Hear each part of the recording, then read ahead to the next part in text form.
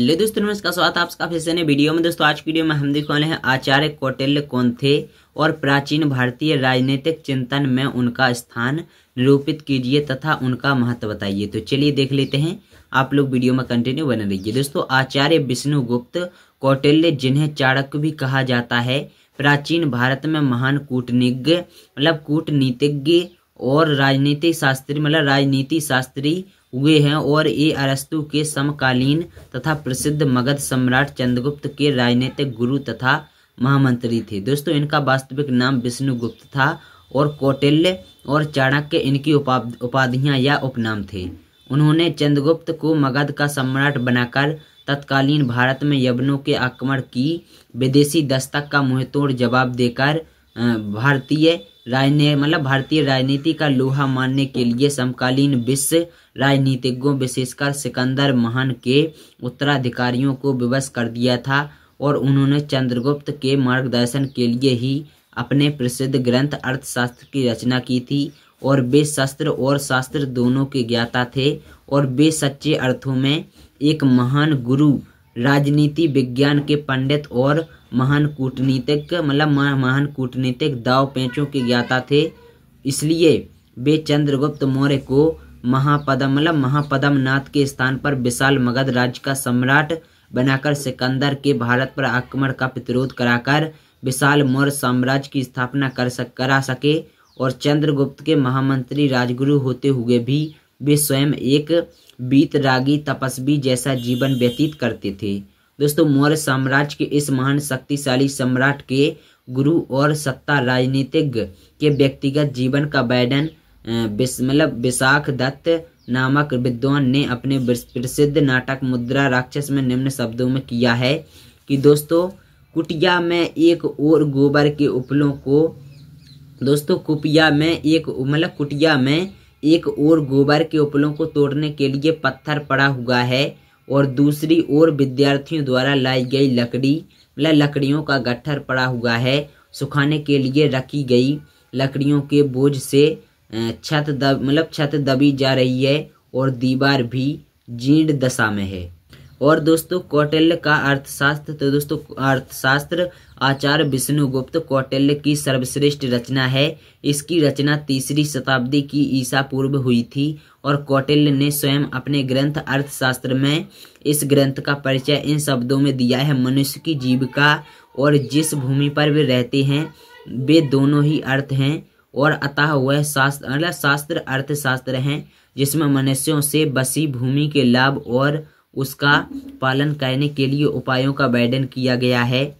और दोस्तों वह इस पुस्तक में केवल धन संग्रह के उपायों का ही वर्णन नहीं करता अपितु विभिन्न उपायों द्वारा भूमि को सुव्यवस्थित करने तथा मनुष्य के भरण पोषण के उपायों का भी वर्णन करता है। इस प्रकार कौटिल्य के अर्थशास्त्र में अर्थव्यवस्था एवं शासन व्यवस्था का पूर्ण विवेचन आ जाता है। और इस प्रकार कौटिल्य का अर्थशास्त्र राजनीति और शासन कला की एक महान रचना है। और डॉक्टर आलतेकर ने इसके महत्व की विवेचना करते हुए लिखा है कि राजनीति शास्त्र के चाणमय में अर्थशास्त्र का वही स्थान है जो व्याकरण में शास्त्र में पाणिनि की अष्टाध्यायी का है।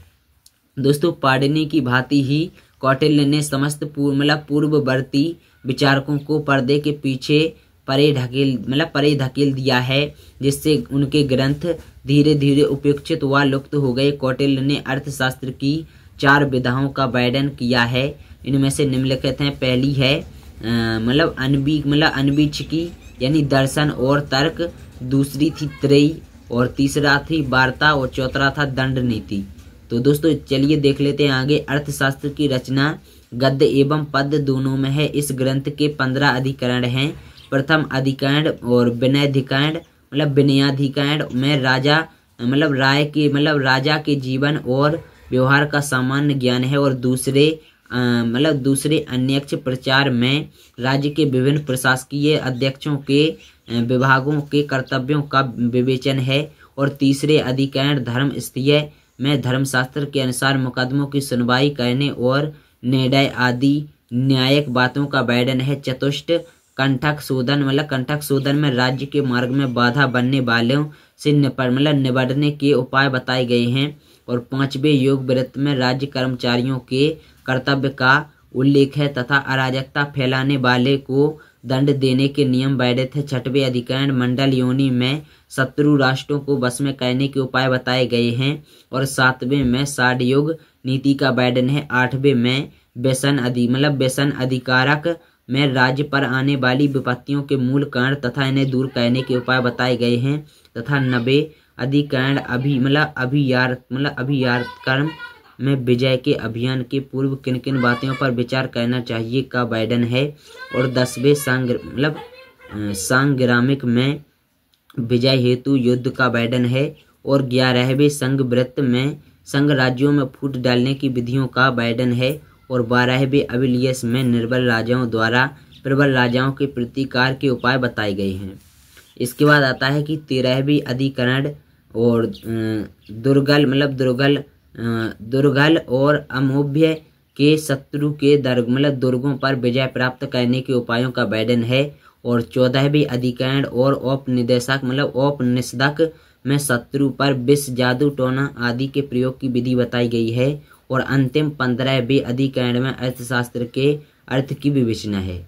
और दोस्तों उपरोक्त विवेचन से हम इस निष्कर्ष पर पहुंचते हैं कि कौटिल्य महान कूटनीतिज्ञ और राजनीति शास्त्री था और उसके द्वारा लिखी गई प्रसिद्ध पुस्तक अर्थशास्त्र राजा को शक्तिशाली और चतुर बनाने के लिए उसके द्वारा लिखी गई गाइड मार्गदर्शिका है। और राजनीति विज्ञान के चिंतन इतिहास में कौटिल्य का अत्यंत महत्वपूर्ण स्थान है। और पाश्चात्य जगत में जो कार्य अरस्तु और मैकियावली और बेकन ने मिलकर किया, भारत में वह अकेले कौटिल्य ने कर दिखाया है।